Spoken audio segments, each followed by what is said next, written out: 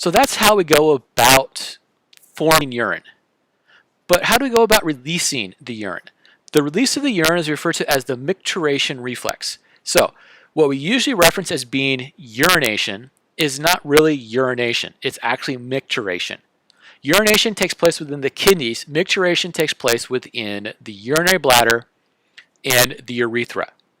Now, the urinary bladder and the urethra are proportional to each other in terms of the volume of the urinary bladder and the diameter of the urethra, where the micturition reflex will last without cognitive intervention about 20 seconds.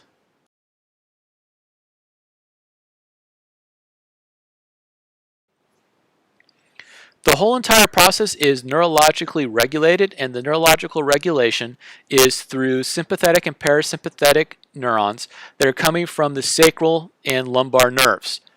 Now, we cannot regulate the actual detrusor muscles. They're going to function off of a stretch reflex.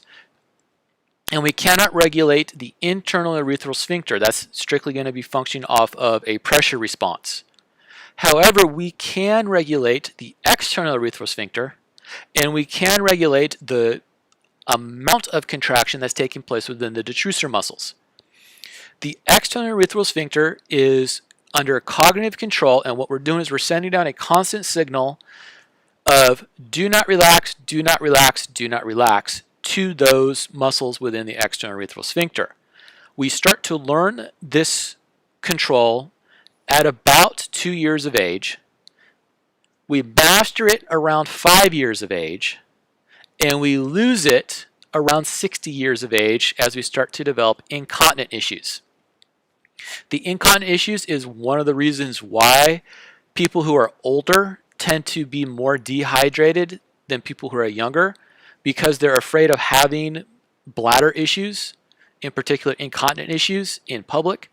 And so they will not overhydrate their body so as to minimize the amount of urine that's being produced, so as to reduce the rate at which they have to micturate.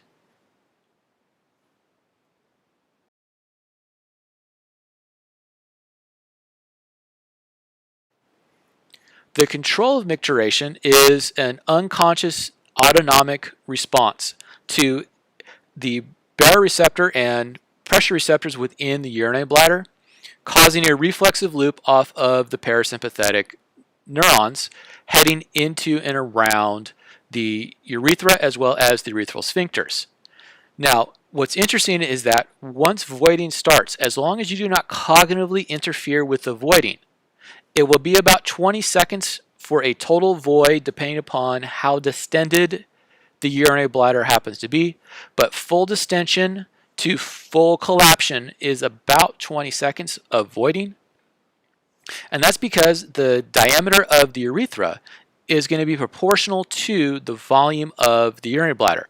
And they've actually done a very interesting study where they actually timed, and by they I mean the zoologists, timed the rate of release and voiding of the bladder for all mammals, and they found that from the smallest mouse to the largest elephant, it's 20 seconds of void once the sphincters have been relaxed.